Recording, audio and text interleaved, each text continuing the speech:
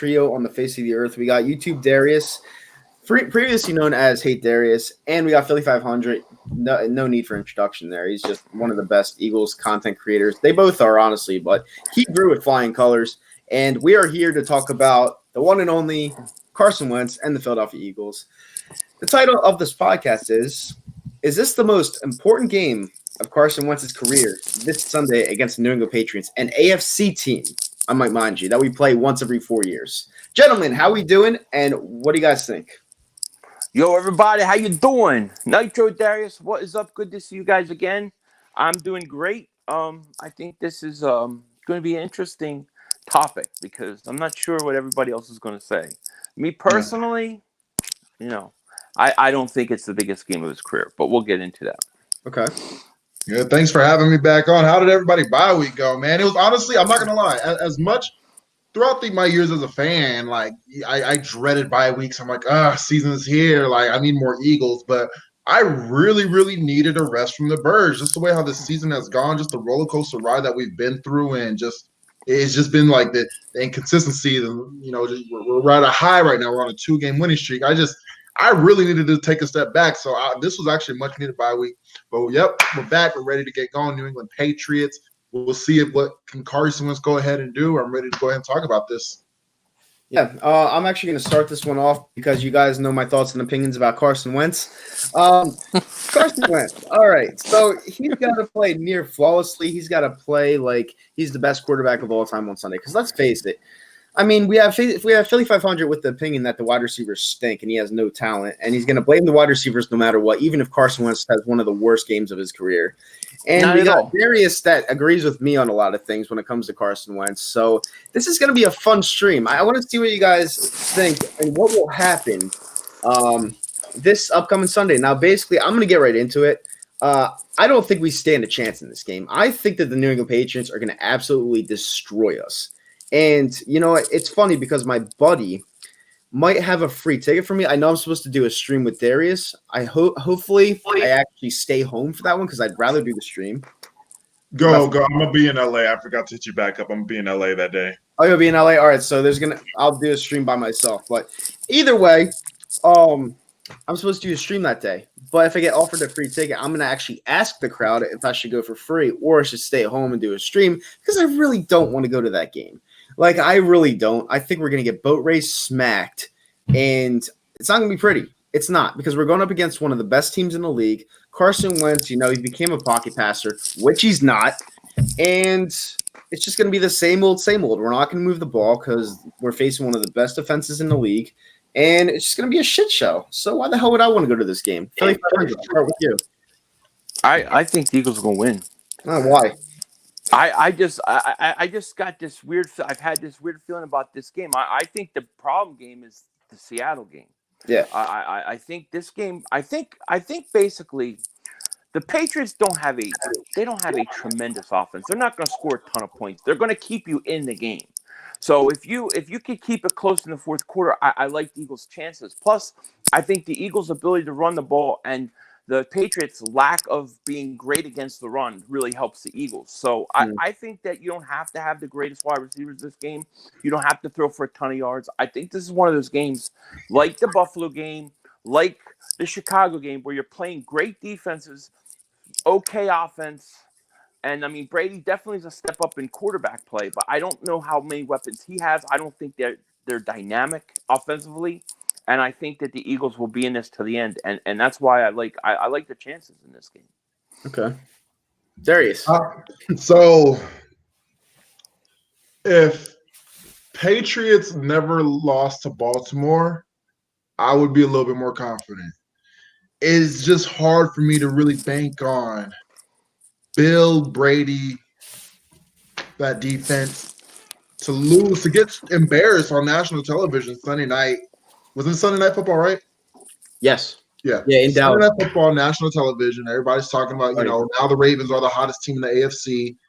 And, then obviously the bye week. And now, granted, we also had a bye week as well. But it's just like, of course, the Patriots also have to have a bye week after a loss. And it's just like you hear how Brady, his spoiled ass, is talking about how he still thinks about the Super Bowl where that happened 2 years ago, even though the next year he just won a Super Bowl again. But yeah, he's still talking about, no, I'm still upset about what happened 2 years ago. So it's a lot that's coming into this game.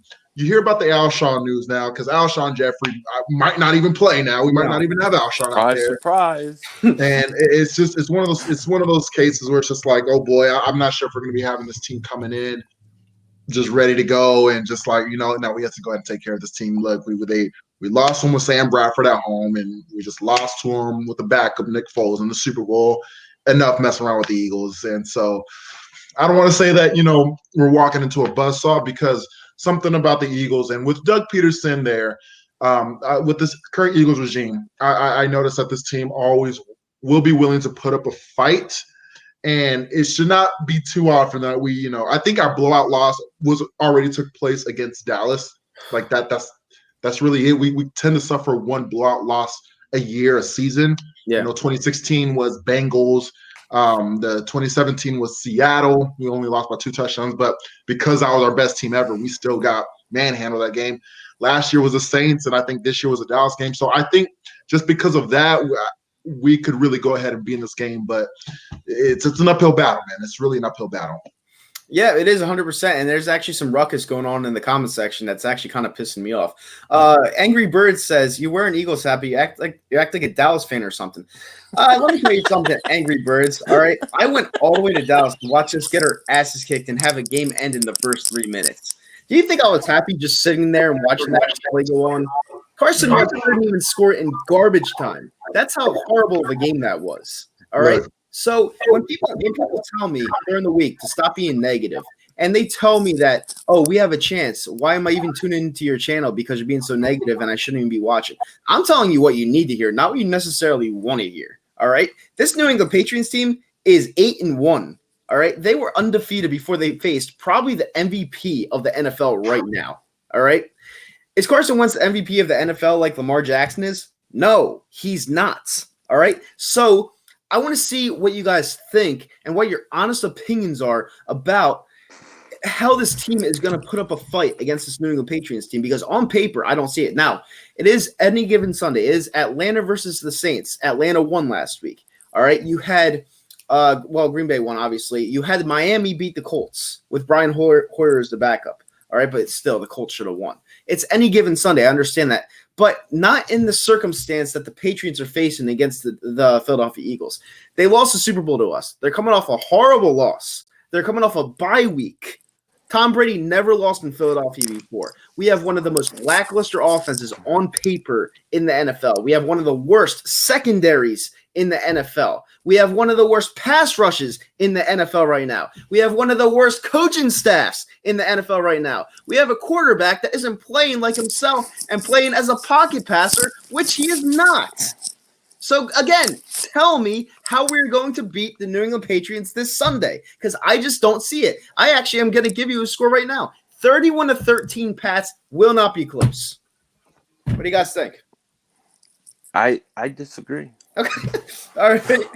I mean, look, I'm not saying that this is a slam dunk. This game scares the crap out of me. But when I look at the next 2 weeks, and I'm talking about just get a split. The Seattle Seahawks scare me a lot more. I think that's a lot worse game, a lot worse matchup for us versus the New England Patriots. I think New England will keep you in the game. They don't blow out teams. I think the Eagles will be in it with a chance to win. With Russell Wilson and that offense, I'm sorry, dude. They scared me. They scared me to death. Yeah, I think but this Philly, is the game we have a better chance. I'm sorry to cut you off, but that's what I'm saying right here, right now. You're saying that we're going to beat the New England Patriots, but then again, you say that Seattle scares the shit out of you. All right, Seattle scares me. Yeah. What's wrong with that comparison right there? Well, but it's matchups. You got to look at the matchups. The matchups, the type of offense that they play with Russell Wilson keeping plays alive, with the receivers like DK Metcalf and they're guys that can make plays downfield. Mm-hmm. I think they're a lot more dangerous. And they match up with the Eagles better than the New England Patriots offense. I just do. And when I hear Brady and I hear these guys talk about the Super Bowl and they're so pissed off, it tells me they had a week off on the bye. They're over their loss, and they're trying to find reasons to get up for this game. If they're talking about something that happened 2 years ago when they won the Super Bowl last year, to me, I don't buy it, dude. Mm. Yeah. So for me, it's like I'm seeing, obviously these next 2 weeks is pretty much going to be our last stretch of like toughest challenge, and you want to see what we're made of just in case, because we're going to be in it at the end of the year, and I really truly think it's going to come down to Week 16 against the Cowboys in Philly, just because of just the December schedule, how it softens up significantly with Dolphins, Giants, Redskins. It's just we want to really see what this team is made out of in case they do make the playoffs. We've seen them beat the Green Bay Packers, but then get manhandled by the Minnesota Vikings and Dallas Cowboys. That like lowers our confidence down. But then again, like me personally, I still hold on to that Packers victory. Personally saying, like, the Packers, they're 8-2 as well, right? They're 8-2, and I'm like, well, we could go ahead and compete against the elite teams, but here we are acting like we can't compete against the elite teams or the decent teams, I guess you could go ahead and say, by getting blown out by Dallas, by getting blown out by Minnesota. And because that happened more recently, that's just a little bit more on our mind as we approach these next 2 games. Part of me really wants to go ahead and like look back, well, what did we do going into hostile territory against an undefeated Aaron Rodgers? Well, you just got to punch them in the mouth. And I saw what the Ravens did against both Patriots in Seattle. They played them both, and they beat them both. Ravens went into Seattle, which is always the toughest place to play each year. And then what they did to Patriots, primetime Sunday night, where everybody watching, I saw them punching this team in the mouth, and we have the capability of doing that. Jordan Howard, we got extended Brandon Brooks, Jason Kelce, this offensive line, they're ready to go ahead and just punch you in the mouth. We have that with Jordan Howard as our bruising running back. Miles Sanders, he could be a little bit more elusive in the backfield. I feel like if we can go ahead and truly cave into being that nitty-gritty Philadelphia team where, you know what, the only way we have to go ahead and fight through this is to punch you in the mouth, then we do have a chance. So it's just a matter of us, though, pretty much buying into our own identity to finally acknowledge that this is a powerhouse run team. Because that's been our biggest wins. Bills, we punched them in the mouth. Packers, we punched them in the mouth. The biggest problem I have with this game? The way you win this game is how?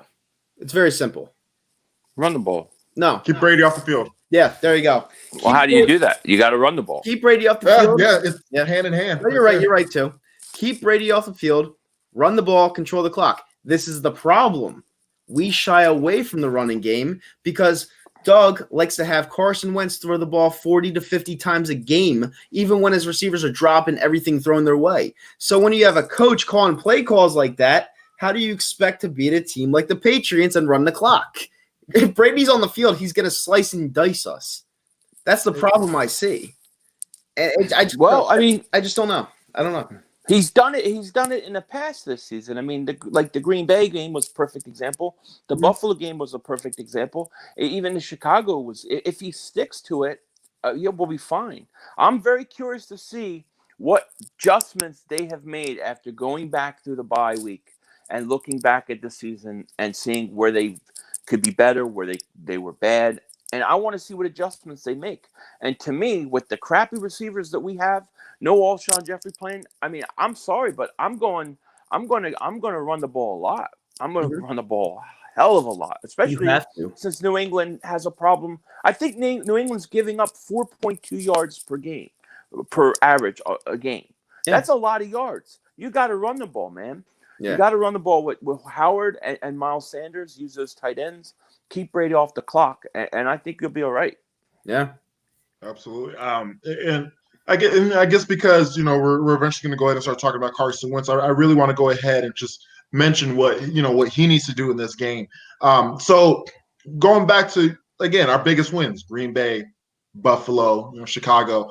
You could go ahead and set the tempo, make it manageable on third down, because something that Carson Wentz has done great despite even this receiving core is he still manages to convert on third down, whether it's a completion or he uses his mobility, which he's probably going to need to go ahead and do a lot more probably the second half of the season with Alshon Jeffrey banged up now. We just got back Jordan Matthews, and he still needs to go ahead and pretty much get molded into our system, even though I think that he's going to be a little bit more of a bigger impact just because he's been in and out in Philly, but he still knows Carson Wentz, Doug Peterson, our playbook. I just still think that what we got to do, obviously, is just what we've been saying this first half of the stream is just run the football, make it at least 3rd and 6, 3rd and 5. Then you feel a little bit more calm. Like when it's 3rd and 6, 3rd and 5, I know for sure we're going to be getting the first down now because Carson Wentz, all he needs to do is just dump it off to Ertz, 5 yards, and then he falls forward 6 yards. We get the first down, stuff like that. Those mini plays like that keeps the drive going. And for Carson Wentz, it sucks that he's sort of had to hold back on his play just because we've seen his capability week 1. Throughout times last year, obviously 2017, we've seen the capability of what this guy can go ahead and do. Very explosive. He's a playmaker, but given the circumstances, it's just receivers not living up to the hype that we thought they were going to go ahead and be, and as well as maybe perhaps Carson Wentz now losing confidence now in his receivers that he's a little bit gun-shy now wanting to make big plays with them. That I just think that he just needs to stick to what he's been doing recently. I know people have been talking about his yardage, like, oh, well, how's he doing good when he's only getting like 100, blah, blah, blah yards. I'm like, look, that's perfectly fine because we're winning. We're keeping the drives going. In my opinion, I would love to go ahead and see another chill game from Carson Wentz where around 200 yards, no turnovers. Main thing is no turnovers and a lot of 3rd down conversions. That's what Carson Wentz needs to do this game, in my opinion. Yeah, no, you nailed it right on the head. Everything you said, it holds water. I just – and I saw this one comment in the comment section by Eagles Life, formerly known as Philly fan. I think it's Philly fan for life 17. I'm not even sure. That's Philly fan for life 17. What's up? He was like, oh man. Yeah. I'm gonna put him in a minute. All right. He said Brady. Listen to this. Brady has been one of the worst QBs against the blitz all year. Look it up. Listen, I don't even have to look it up because we don't blitz.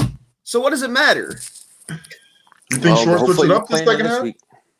Yeah. I would do it. I mean, why not? Yeah. What do you got to lose?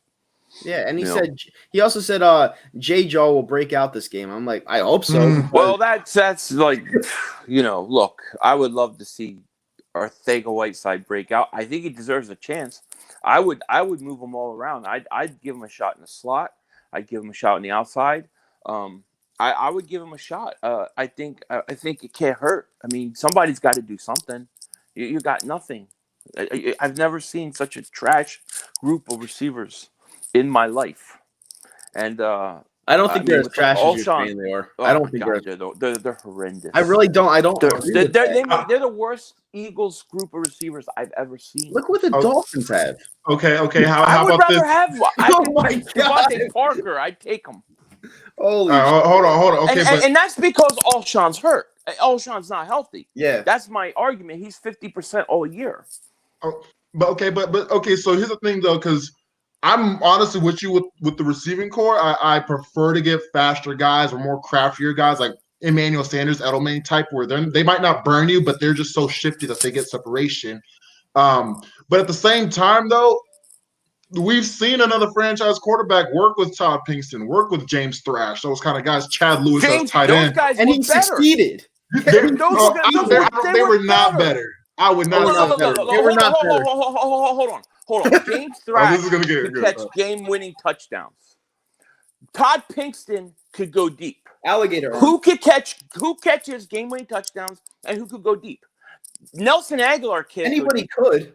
I mean, they can't do it. Matt Collins hasn't caught a ball since September. He did September. Nelson Aguilar cannot go deep. Yeah. You have nobody that can do shit with these receivers. I would take Pinkston and Thrash in a second over these guys. But mentioning that though, but you see where once we got the accusation of a true wide receiver in T.O., then you saw McNabb's full capability, and you're like, oh my God, this guy is actually great. So with that being said, then that just shows you on what he was working with before. So again, I'm with you. I'm with you on getting new receivers. I've been done with Nelson since we drafted him, to be honest. That's just me living out in Southern California, and I've seen too many SC receivers go to the league and just botch. But Juju and Robert Woods, they're pretty much a rarity. So other than that, though, it's just where we got from McNabb. Yeah, he's had his flaws as well playing on the field, and I think Carson Wentz is more accurate because I've seen a lot of throws down to the feet. The McNabb, no nitro. I see that face. I honestly know. Trust me. Yeah. I love me number 5. I think Wentz is more accurate than number 5. But at the same time, though, to acknowledge McNabb, in my opinion, I think that he's done more and has done better with worse receivers than what Carson Wentz has been. 100%. No, I don't agree. Not this. I love McNabb. I think McNabb had crap to work with too, but I mean, I think this is historically bad, and the numbers back it up. It's historically bad, Nitro. How Historically though? bad. How? Because you got no receiver in Mac Hollins that can even make a catch. He wants to play So you special take, teams. so Why is he you on the take. field? It's like you're playing 11 on 9, 11 on 8 every play. You got no Mac Hollins can't even catch a ball. You have Nelson Aguilar who drops game-winning touchdowns for you. Game-winning touchdowns down the sideline. Todd Pinkston would have caught that. James Trash would have caught that. I don't think He so. stinks. He air fumbles. Chad Lewis. Nelson Aguilar, I cannot wait to ship him off. It's going to be like a party for me. Yeah, I think they're worse than Pinkston and Thrash. I'm sorry. Where has our godlike tight end gone? Zach Ertz. Where has he gone? Well, what do? You double him or you put the best corner on him and you say beat us on the outside. Okay, what and then you throw it to Goddard. On the outside? Throw it to Goddard. They do throw it to Goddard. He's been effective a few weeks. Yeah, but so I mean, but you gotta have somebody on the outside. And Alshon Jeffrey clearly can't run. He's clearly not healthy. And then you have Matt Collins, who has not caught a ball since September. A number 2 wide receiver didn't catch a ball since September. I don't even think he wears knee pads, to be honest with you. When he goes out into the huddle, he doesn't even wear knee pads. I think that these are historically bad wide receivers. And look, he's only going to have it 1 year. Yeah. But McNabb had bad receivers for several years. And that was always the problem. It just shows you how good McNabb was. McNabb was great. I had no problem with McNabb. But when you got Owens, you saw what happened. My thing is in 2017, Carson had decent receivers because Nelson had a great year. He had a career year. And Torrey Smith was very competent. And Alshon Jeffrey could at least move. He could at least run. Yeah. Now, he's hurt. No Deshaun. You got Mac Hollins stinks. Nelson Aguilar stinks. And we're going to blame Carson Wentz when these guys drop ball after ball after ball after ball after ball after ball. I can't do it. I can't blame the quarterback. For me, like I've at the midway point, I put for top 5 Eagles. I put Carson Wentz is up there. I think Brandon Brooks has been like our best guy, Jordan Howard as well. Yes. But Carson Wentz has been top 5 for me as well. So Brooks is my favorite. As much as I don't want to, I really don't want to put too much on Carson Wentz. I also just do really acknowledge okay, well, I mean, I did recently see a stat for wide receivers with drop passes, and I seen that the Dallas Cowboys, they're tied with us with leading the NFL. And so and Dak's playing well. But I'll tell you this, it's the timing of those drop passes. No, nothing has been more costly to the Eagles than the ones that they've had. Yeah. With the Arcega-Whiteside and Nelson Aguilar, absolutely, because it's in crucial time. And in my opinion, it's one of those things where Arcega-Whiteside's situation was rather tough, and that's just on if he was man enough to go ahead and snatch that. And we thought that he was that kind of guy because he's built 6'3", 210 pounds. You look like he's the type of receiver. It looks like he's not that type of receiver. I would expect that from DK Metcalf. I felt like he would have been able to come down with that pass. I've been stressing this the whole season. Eagles Life said, I think sometimes Wentz isn't confident in throwing to the open receiver.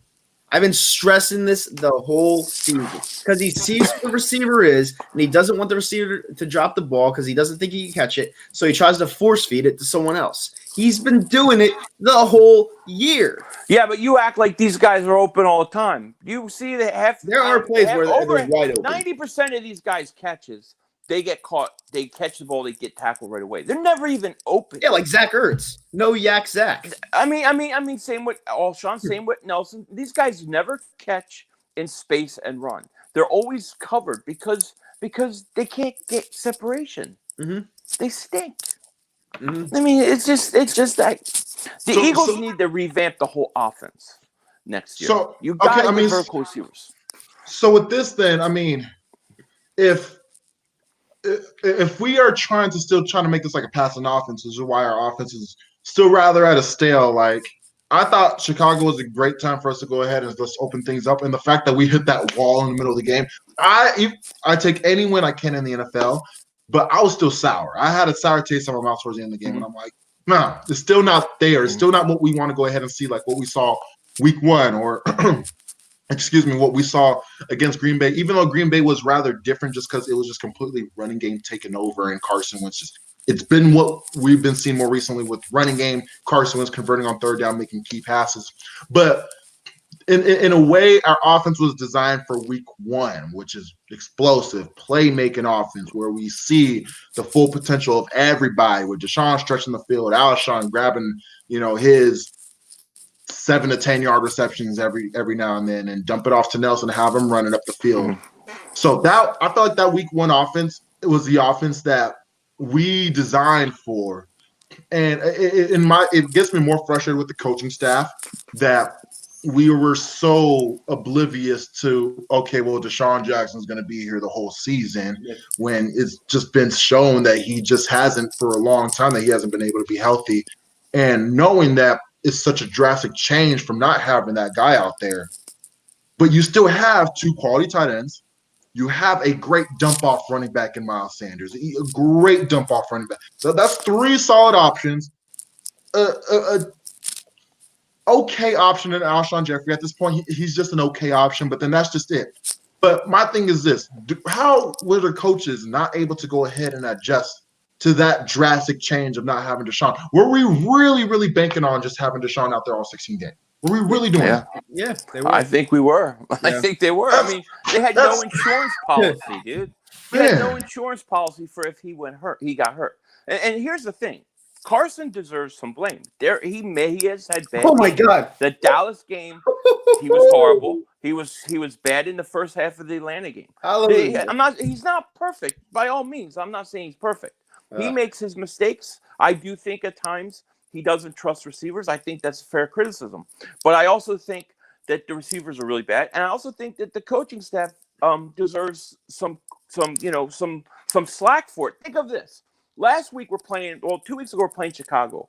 We had a 2nd and inches at midfield. We were running the ball great. All day. Yeah. On 2nd and inches, why not play action and take a shot deep? At that point in the game, why not take a shot deep? Why not try to go vertical right there? Even if you don't get it, you're coming back at 3rd and inches. Instead, they tried to run the ball. Chicago played the run, stuffed it. We lost a yard, and then it was like 3rd and 2. We got the first down, but I'm saying those are situations where you got to take a chance and go down, go deep, give guys an opportunity to do something, and they miss.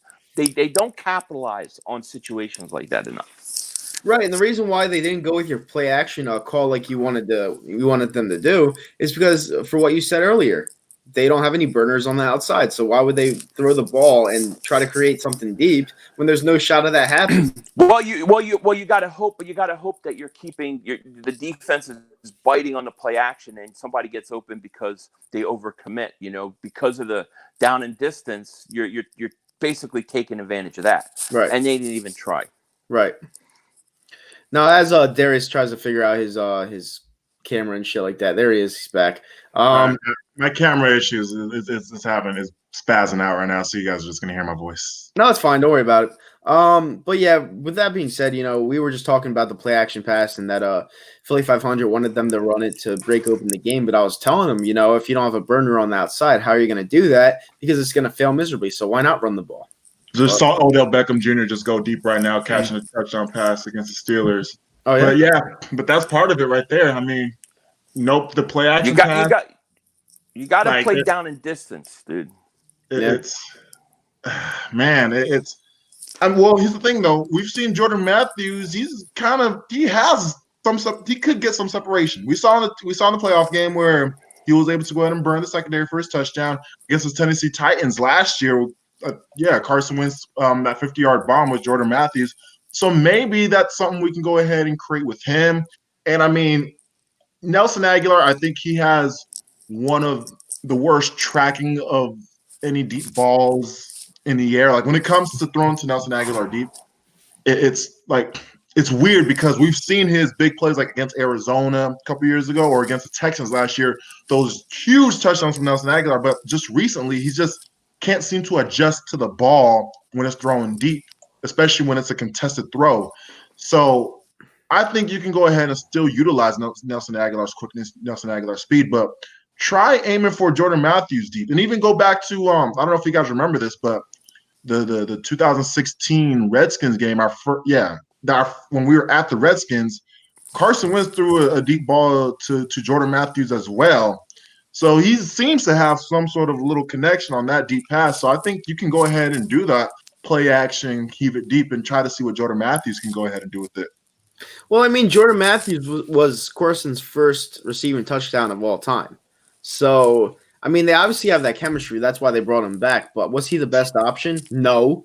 But Howie being Howie, he's just a jerk off, and he doesn't want to fix this team. So, it really is. It is what it is. I'm just telling it how it is. I don't like Howie Roseman. I think he's stupid. I think he's clueless. And this team is just in shit water right now when we just won the Super Bowl less than 2 years ago. It just sucks.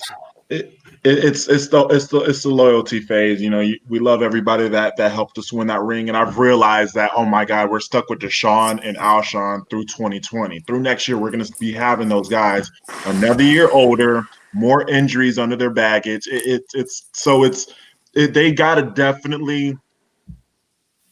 definitely got to. If we're going to be stuck with those guys, unless someone is willing to go ahead and take their contracts as well, and we were able to go ahead and find a gullible trade partner during the offseason. I think that obviously you let Nelson Aguilar go. If Jordan Matthews performs well, then you keep him as a fourth option. I think that he should be here, a couple more years on a cheaper deal if Jordan Matthews continues to go ahead and produce in Philadelphia, because he seems to have better days in Philadelphia. But you let go Nelson, you let go Matt Collins, and then maybe try out Arcega-Whiteside for another year. You just can't give up on a second-round pick just like that, although it's happened before where, like Dorial Green-Beckham, he was traded to us his second season. Yeah. You know what I mean? So that might be another case of a Dorial Green-Beckham where there's no hope of this guy. Let's try to get something out of it. But no, you definitely need to go ahead and start getting guys that's going to be able to at least learn from the vets if we're going to be having Alshon and Deshaun. They can learn under their veteranship, but have that young quick speed to add out there on the field for Carson. Now, let me ask you guys a question. Would you start Nelson Aguilar in the slot and put Jordan Matthews on the outside, or would you put Jordan Matthews in his natural position, which is the slot? Do I get to bench Nelson Aguilar? No, they're both out there at the same time. No, I keep Nelson Aguilar in the slot. He creates two problems because if he plays the outside, he's so bad at the outside as well that it's just horrendous. So I would put Nelson Aguilar in the slot and Jordan Matthews on the outside, because at least Matthews I know is competent. He's not the fastest guy, he's not the greatest guy, but I think he's competent. He can get open at times down the field. He does know when Carson's in trouble or holding ball or running around, and he can get open. But Nelson on the outside is just horrendous. Mm-hmm. And I don't think he'll do anything for us. But I agree, Jordan Matthews is a better slot receiver. So if I could bench Aguilar, I would put Jordan Matthews in the slot in a heartbeat.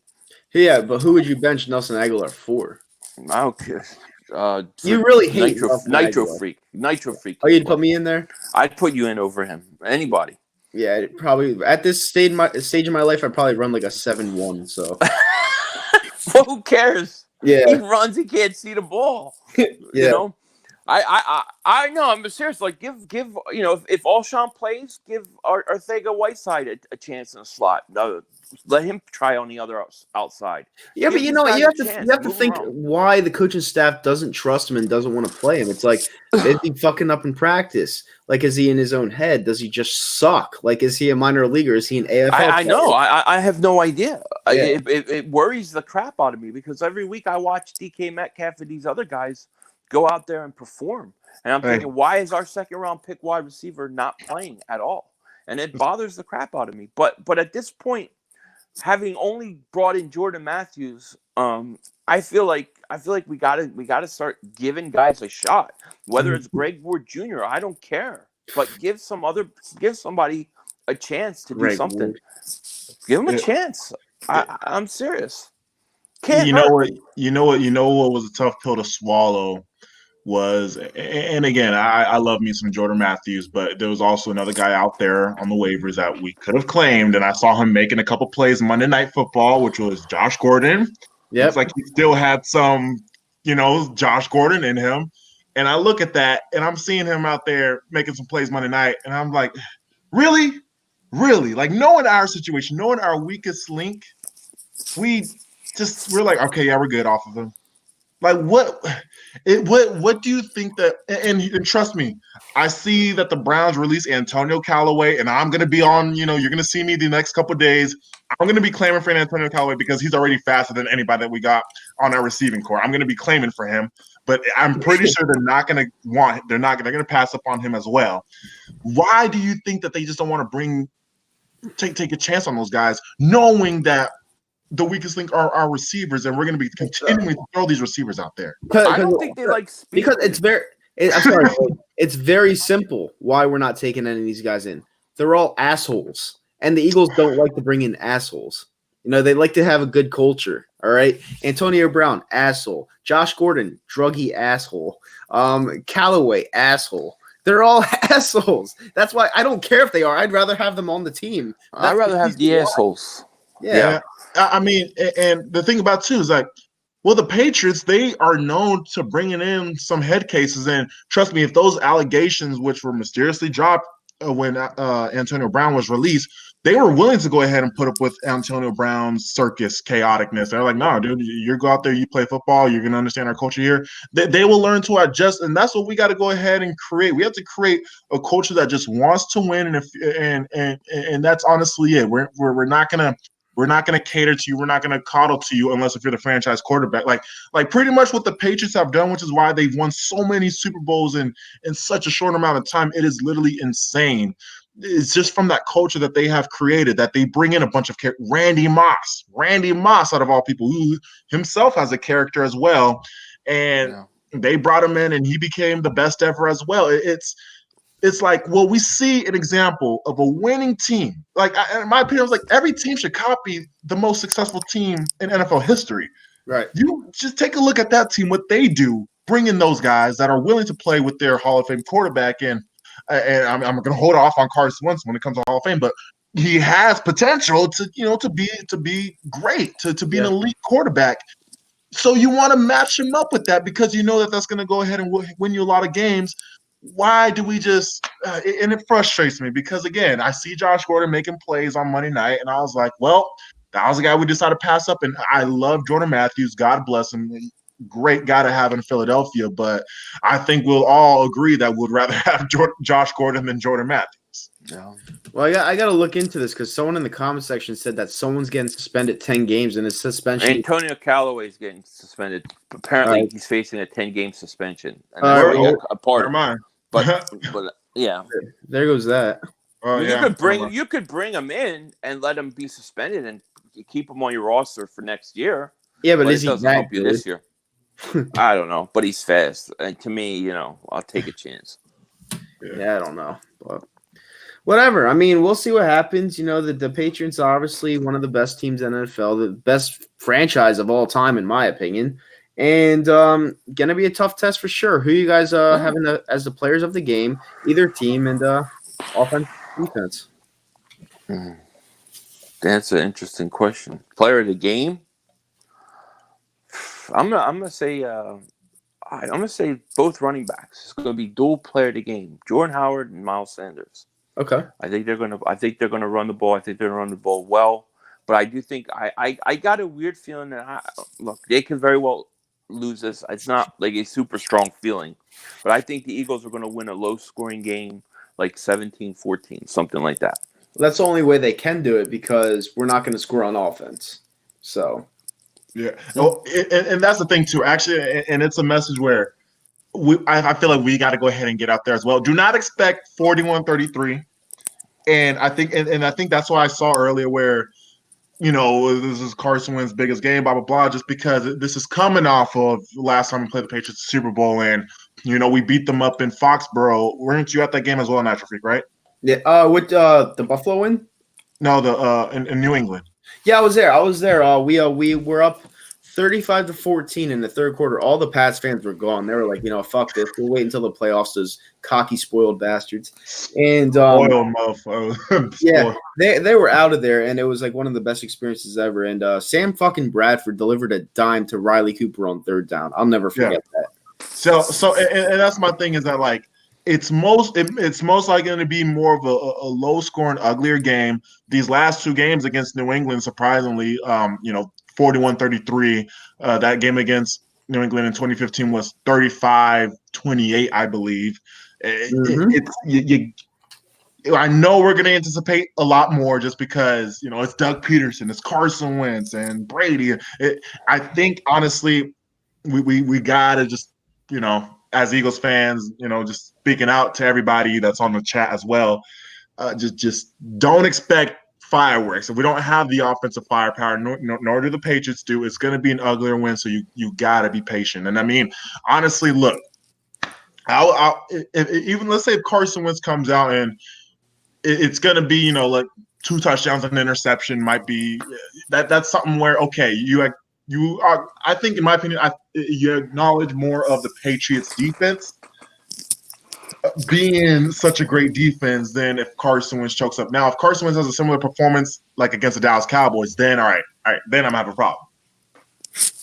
So someone in the comment section just asked me, how are you giving Sam Bradford praise but bash Wentz? Well, that was a moment in Eagles history where we beat the evil empire. So Sam Bradford for the win there. So it is what it is.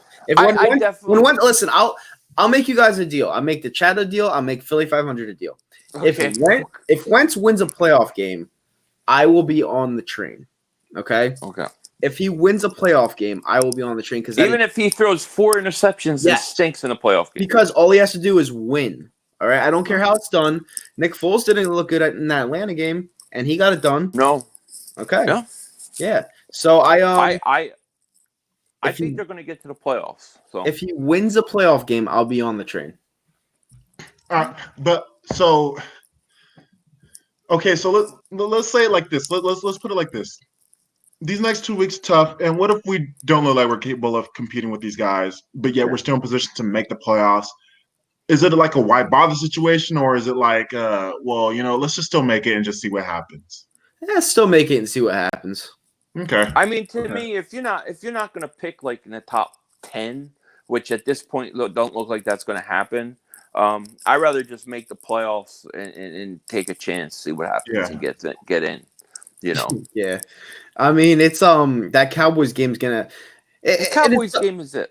It sucks because that's in Philly once again. I remember back in 2014 when we were playing for the division, and Des Bryant caught 3 touchdowns over Bradley Burnt Toast Fletcher, and that was just one of the worst Eagles games I've ever watched because I cried myself to sleep. Not really, but I wanted to.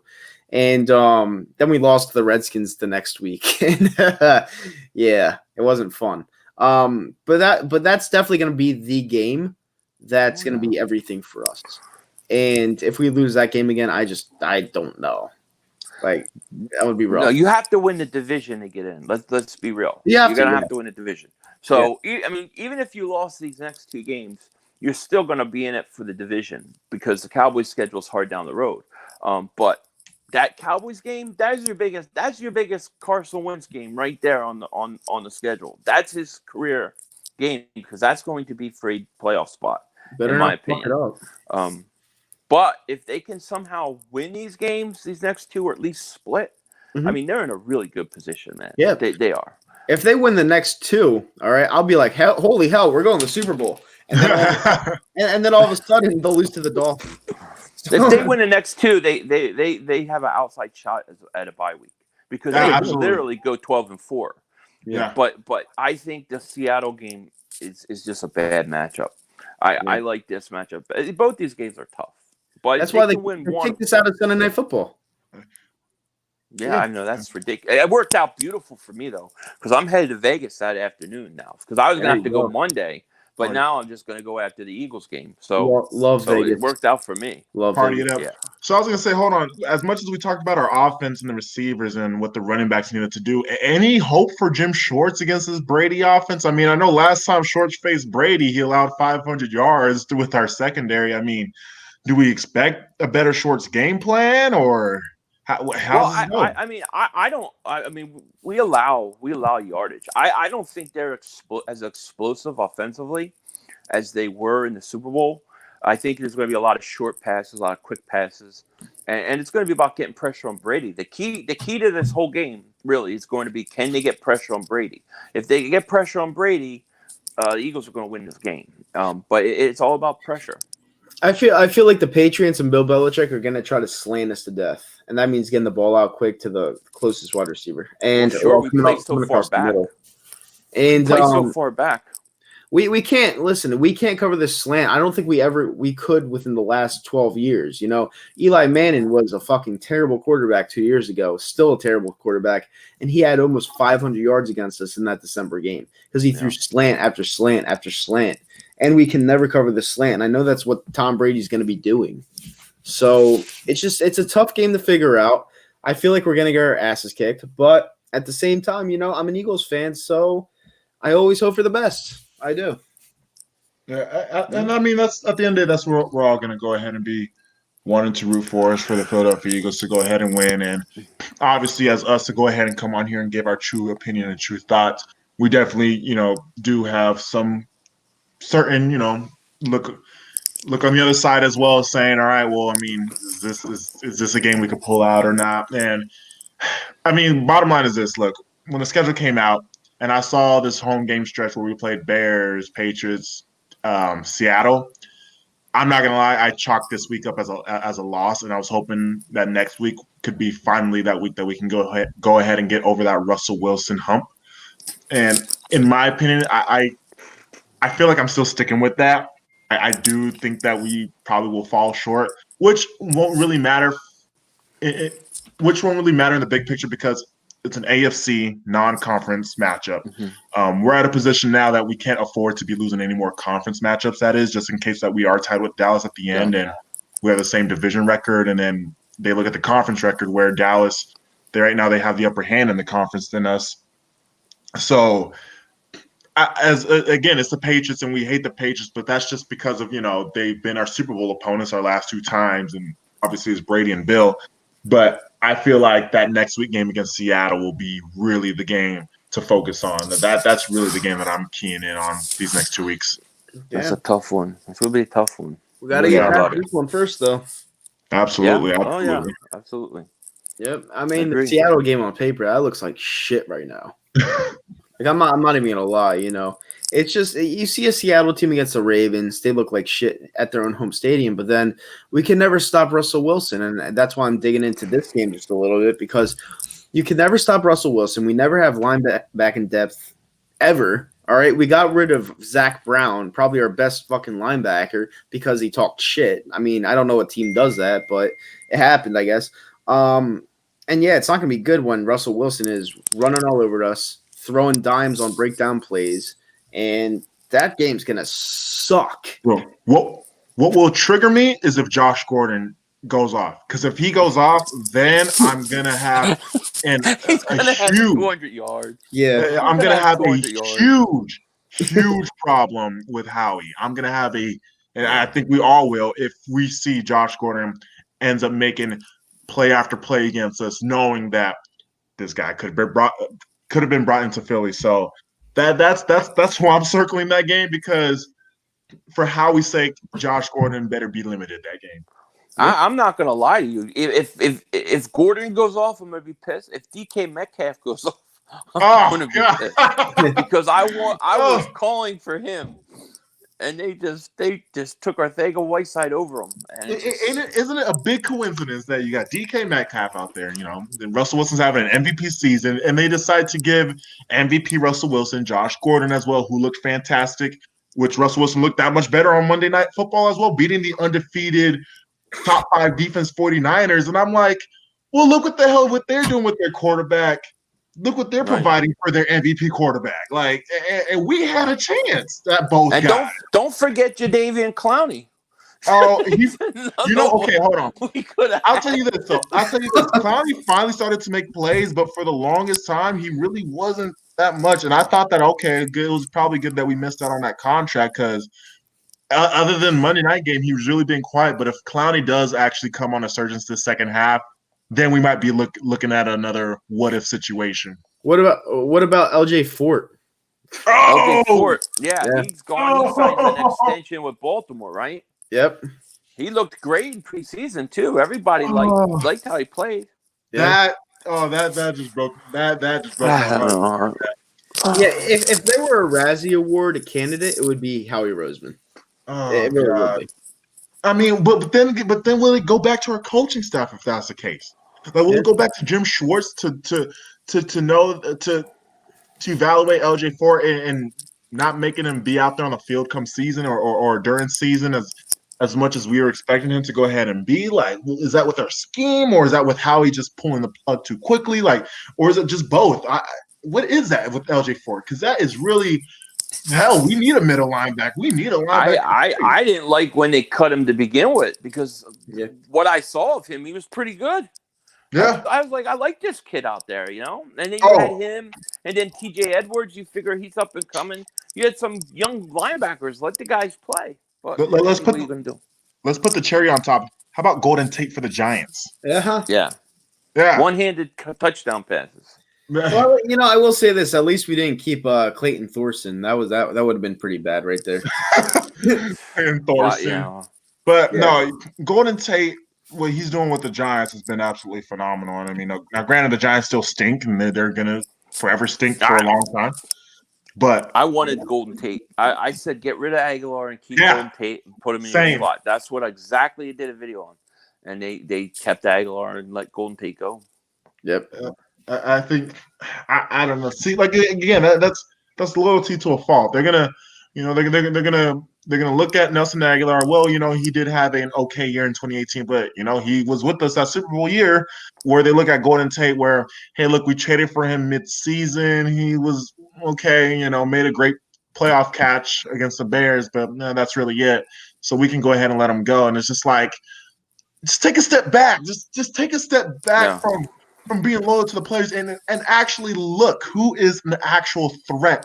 Slot receiver, like who is an actual threat? Teams are going to circle on Golden Tate compared to Nelson Aguilar. They're going to be like, all right, well, blah blah blah. John Doe, go get on Nelson Aguilar, like stuff like that.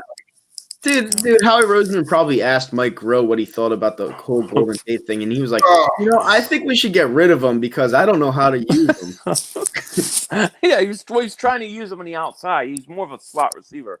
Yeah, but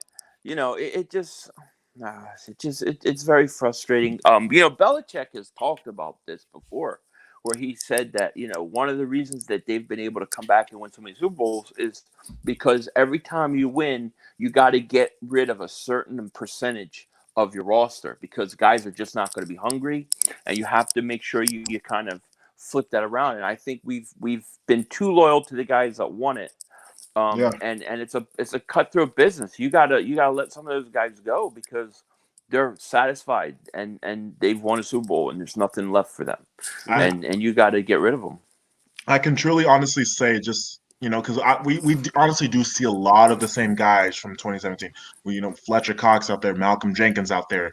We see Jalen Mills, Rasul Douglas, Brandon Graham, Barnett. Our offense: Kelsey, Lane Johnson, Zach Ertz, Alshon. A lot of guys are still on that 2017 roster, and you just feel a different energy. I felt it through the TV watching, especially when I was at the games, when I went to several games in 2017 as well. Like you felt a certain energy from that team that, oh, this team they're hungry, they're fighting.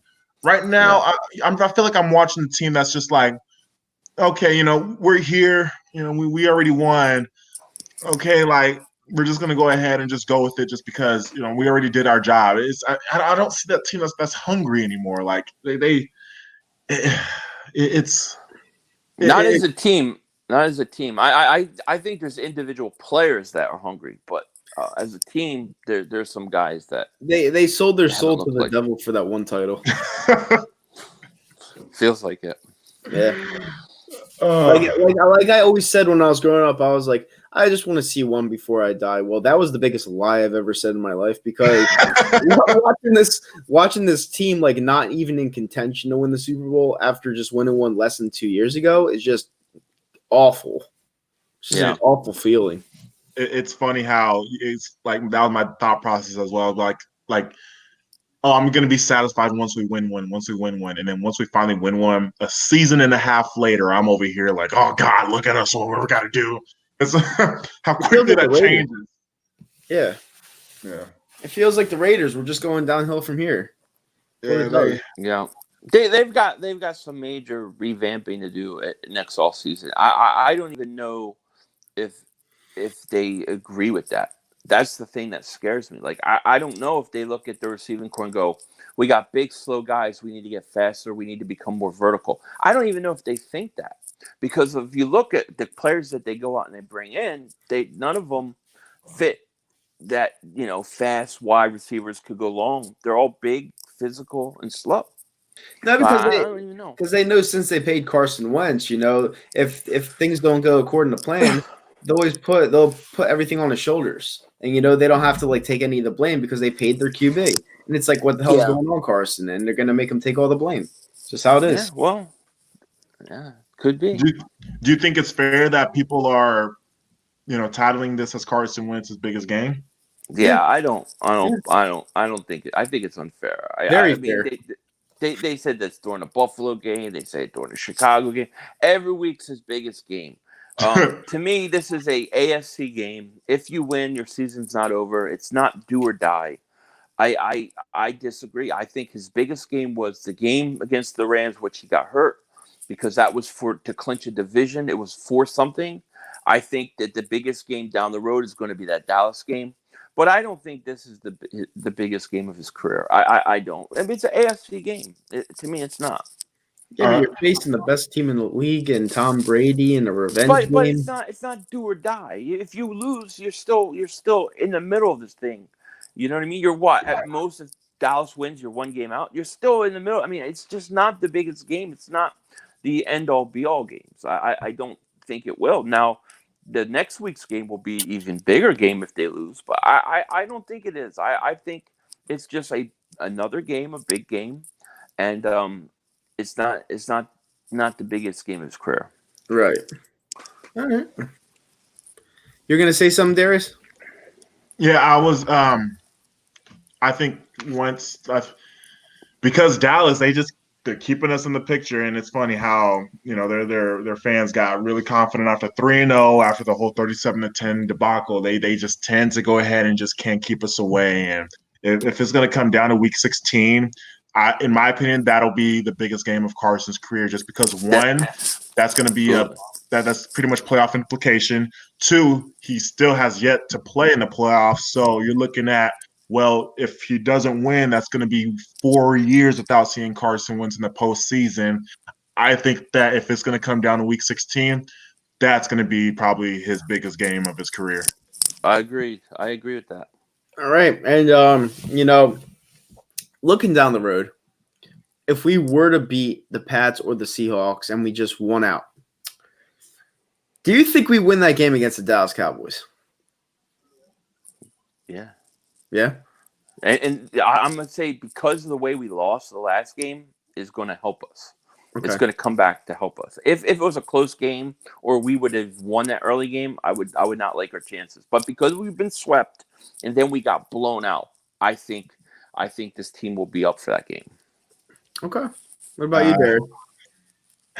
To me, it's matchups, man. It's matchups, and it's something about Ezekiel Elliott. He's 5-0 against the Eagles, and it's gonna take a lot, in my opinion, in order for us to beat the Cowboys with Zeke out there.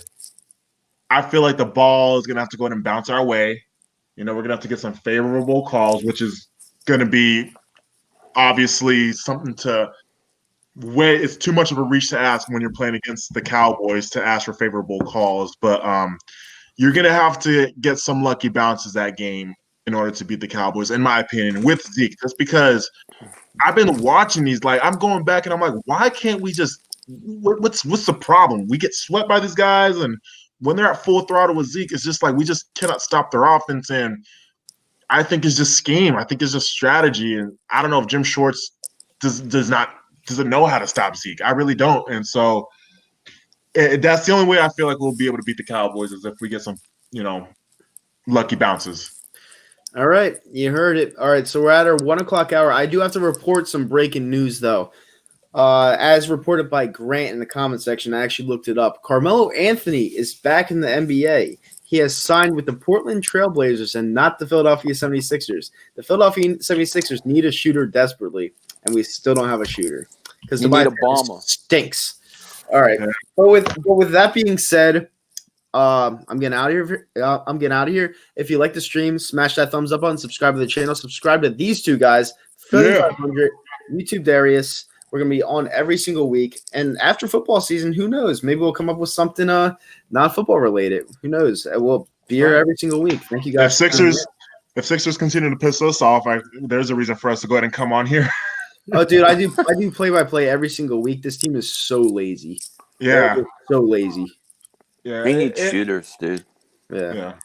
And I'm not going to overreact to November, December games, but it's also you want to see this team actually be dominant this year, and this was a year for them to go ahead and be dominant. Ben got his extension as well, and we signed Al Horford. It's like we want to see this team be that number one seed in the playoffs and be the one. All right, let's go ahead and see what we can go ahead and do.